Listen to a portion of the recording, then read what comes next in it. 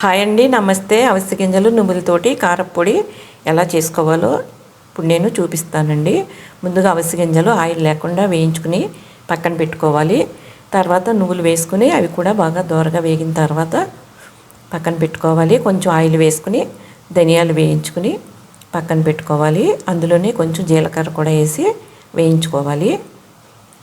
కొంచెం ఆయిల్ వేసుకుని ఎండుమిరపకాయలు వేసుకుని అవి బాగా వేగిన తర్వాత తీసి పక్కన పెట్టుకోవాలి.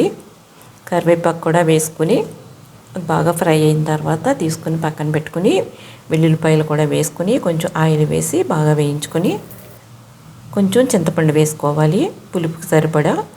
అది కూడా వేసి బాగా వేగిన తర్వాత మొత్తం అన్నీ కలిపేసి ఒక గిన్నెలోని సరిపడా సాల్ట్ వేసుకుని మిక్సీలో వేసుకుని పౌడర్లా చేసుకోవటమేనండి.